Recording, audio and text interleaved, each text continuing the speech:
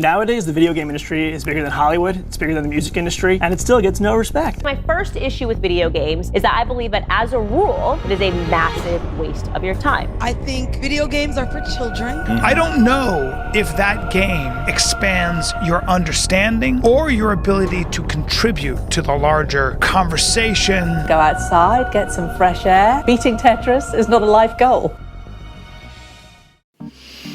I'm going to be honest with you. I thought I would find a lot more instances of people giving video games the middle finger, but what you just saw is just about all I could find, and initially, I thought this meant that making this video would just be an overreaction, and that people today truly didn't feel this way about video games. And it turns out most people don't, but just because the majority of people don't have extreme opinions on video games doesn't mean they aren't disrespecting them and making gamers feel like outsiders. In fact, I think the current popularity and success of video games has almost made gamers feel like we're not allowed to feel like social outcasts. And while I'm very grateful for all the great games we have, I can't just ignore that something's still off. Gaming is not a normalized hobby. Let me show you what I mean. I want you to imagine you bust up into a stranger's house because you want to make some new friends. But upon entering their house, you don't immediately notice anything that gives off those gamer vibes we all know and love. With that in mind, would the first question you ask them be, what video games do you play? No, because they'd most likely just say, I don't play video games. Then the conversation would become awkward, which would make your social anxiety kick in, prompting you to run away in order to compose yourself before coming back to apologize and ask what their favorite movie or song is, because everybody watches movies and listens to music. They probably aren't watching the Game Awards though, because it's targeted towards gamers. And yet, despite that fact, it almost feels like the Game Awards doesn't want to be associated with the stigma around video games. It feels like the people who make the video games don't matter enough, or are not cool enough, or are not Hollywood enough to present the awards. I, along with Alana, don't think the Game Awards are all bad, but as she alluded to, some priorities definitely need to shift if we are to believe this is truly a show meant to celebrate video games and their devs. I'm sorry, I'm gonna wrap it up apparently. And not just one giant ad where traditional celebrities can just goof off. Pew, pew, pew.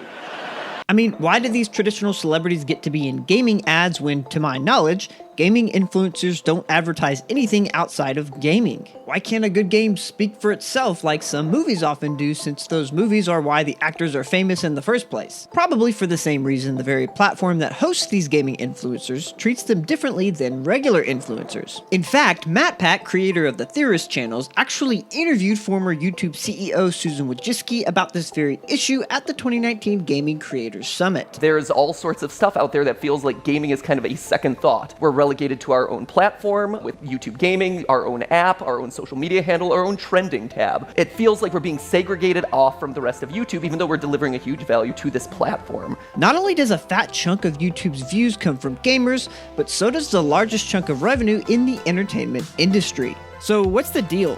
Why does gaming seem to have the same social stigma attached to it that it's had ever since its early days, and more importantly, can we even do anything about it? Well, just like trying to convince yourself you should cook dinner at home instead of going to Taco Bell, it's complicated. What you need to understand first, though, is that it all started with a little thing called generational myopia. In his article about why the mainstream media struggles to cover video games, Ben Lindbergh states, largely because of what former Times writer Seth Shachel calls generational myopia, the keepers of the cultural sections aren't convinced that gaming merits a spot on the masthead alongside longer-lived entertainment cornerstones. Later in the article, Brian Crescente mentions that a lot of these publications are run by people who probably didn't grow up playing video games. This of course implies that they don't seem to understand them. I think actor and comedian Brian Callen puts it best. For older people, it's subversive.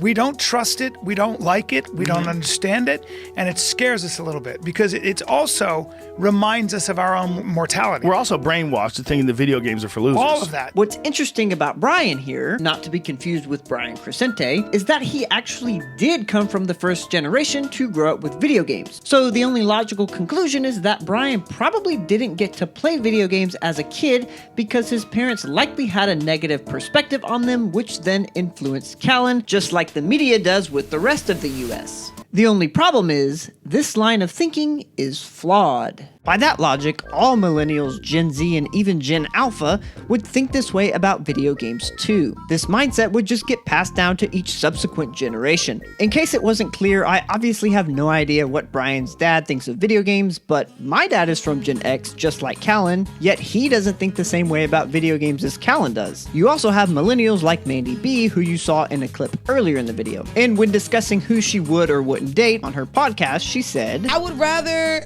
you have a hobby that's not video games, something that grows you, enlightens you. And I'd be willing to bet some Gen Zers also think this way too. So while this mindset started with the older generation thanks to the infamous video game crash of 1983, we actually have video game publishers to thank for providing the perfect place for this social stigma around video games to take center stage. You see, one of the biggest reasons the crash happened in the first place was because of the oversaturation of the market and thus a loss of consumer confidence in garbage like this. Because of this, video games were seen as a fad and lost any momentum they might have had to make it as a normalized hobby among the likes of TV and music. And Nintendo put the nail in the coffin when they pulled the Trojan horse maneuver to get their console onto store shelves in America as a toy for children. Sure, adults were playing video games alongside children during this time just like they were in the arcade days of Space Invaders, but when the novelty of video games began to wear off once again, the main audience left playing video games were the ones it was continually being marketed toward, thus cementing video games as a child's plaything,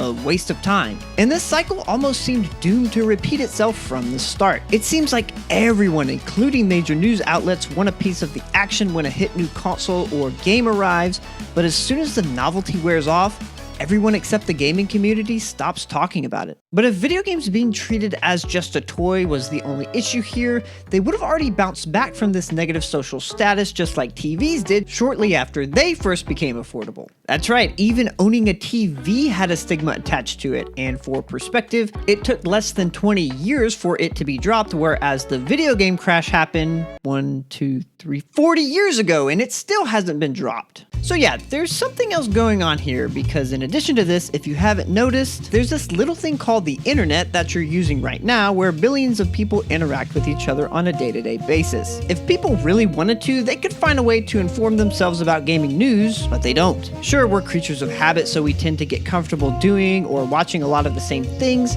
but there are also a lot of people who really like change. I would know because my wife is one of those people. She's dabbled in games here and there, and while she's not an avid gamer who's obsessed with it like I am, she still has a lot of fun playing games and even recognizes them as a form of art. Yet I hardly ever tell her the latest gaming news because I know she's not super interested in it for the most part. Except that one time she got mad at me for not updating her on the latest Nintendo Direct because they announced Switch Sports. I mean, how the hell was I supposed to know she was interested in? In case it wasn't clear, my wife is the most supporting person in the world and is 100% on board with my passion for video games, and she'll even tolerate my fangirling while watching a Nintendo Direct with me from time to time. But my point is, her interests for the most part lie elsewhere. Just like many others, she's at a point in her life where she knows what she likes and what she doesn't. She couldn't care less about playing Super Smash Bros, for example. Probably because she sucks at it, but that's similar to how my dumbass sucks at sports, which is why I don't really like playing them. But this is because it's natural to not want to do things you're no good at because it's not fun.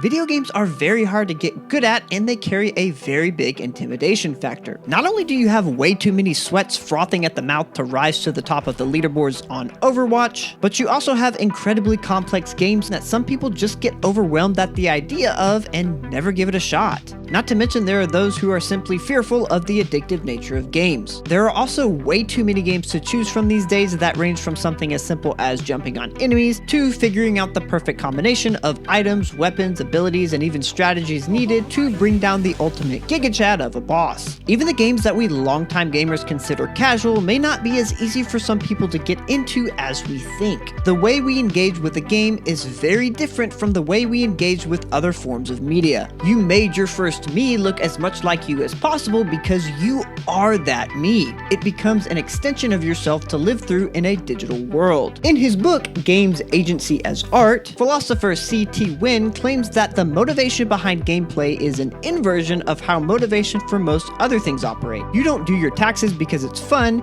you do your taxes so you don't end up like Scott. On the other hand, you don't play Deltarune or Hollow Knight to check them off a list, you do it for the journey.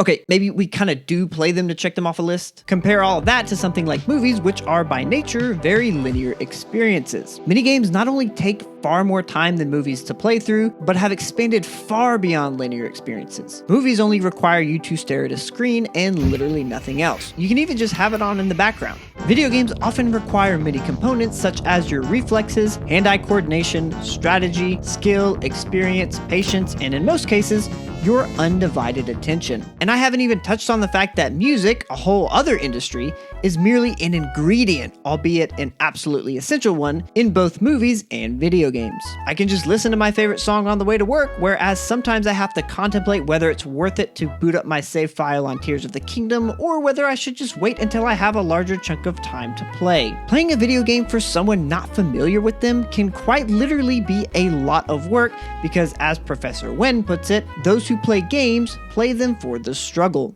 The reason I couldn't find many videos of people bashing video games for the opening of this video is partially because people who say things like that on the internet will be harassed and no one wants that, but also because a lot of people actually don't feel that way. They simply don't play video games for a multitude of reasons, and that's okay. I'm willing to bet that the reason gamers seem to be segregated off from the rest of YouTube is because gaming is so different and not as widely appealing to a general audience. The reason game companies can't let games speak for themselves is because, unlike movies, you have to play a game to know whether it's good or not. That and traditional celebrities bring a wider audience.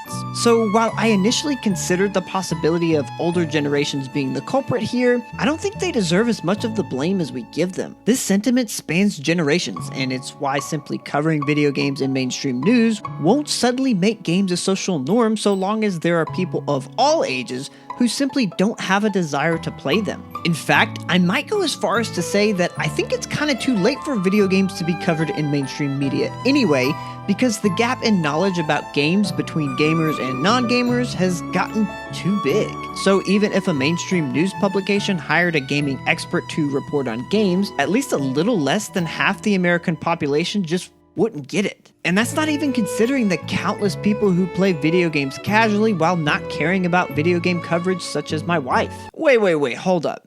Am I saying that everyone in the US has to be playing video games for it to be considered a normalized hobby?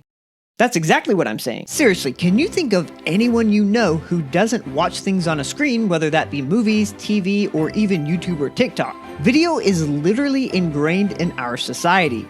Video games? Not so much. This applies to music even more so. Music is something that's not only ingrained in American society, but in the human race itself. It is quite literally universal. So how do we get everyone to play video games?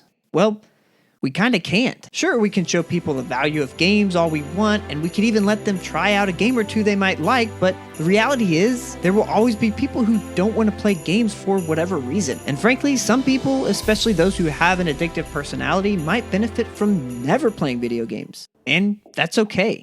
I don't know about you, but I want games to stay out of the mainstream news and out of the hands of those corporate fools who just want to exploit our nostalgia to make a quick buck. I mean, they're already doing that without it being a social norm. I think I agree with Lindbergh in that maybe there's a benefit to gaming being overlooked. Look, I've come to terms with the idea of gaming being something that not everybody understands the appeal of. I want to help spread that awareness, sure, but I'm okay with where games are at. At least in terms of social status. I think it would be better to let the actual gamers on YouTube like Scott the Woz, Spawnwave, or even Daryl Talks Games continue to handle the game coverage, because here's the thing. Gamers are already socially accepted. Among other gamers. Who cares if the rest of the world understands games? Look, maybe I'm wrong and one day we wake up and everyone is playing games, but other than our insecurities, what would that really change? Would it positively affect anything in the video game industry other than profits, or would it lead to more corporate greed? Only time will tell. So, what do we make of all this? I just spent the last 14 or so minutes telling you how big of an issue all of this is, yet the conclusion I came to is that it's no big deal, because in reality, it's not. Does that change the way I or even you might feel about it? Probably not, but I think the way we tend to approach situations like this is usually bass-ackwards. You see, what started out as a simple question blossomed into something that caused me to do a little self-searching. And while I quite frankly obsessed over it a little too much, I think I came to a conclusion that gave me some closure on the matter. Instead of focusing on how we can get others to like playing or even respecting video games, I think we should instead take a good look in the mirror and ask ourselves how we would feel if we were on the other side of this. At the end of the day, what we do is our choice. So let's be more understanding of the fact that video games are simply not for everyone, no matter how many games they may try. Let's stop gatekeeping and instead embrace the fact that different sections of the gaming community are more alike than not, instead of dividing ourselves over stupid console wars. Because the only people we're hurting by doing those things are ourselves. It just shows those outside the gaming community that the only thing they're missing out on are fanboys and fangirls fighting amongst each other over corporations who only care about our money in the first place. But I think the most important thing we can do is impact the next generation by showing them the value not only in the game, but in the gamer too. Then, who knows? In time, maybe gamers can be cool. Thanks for watching.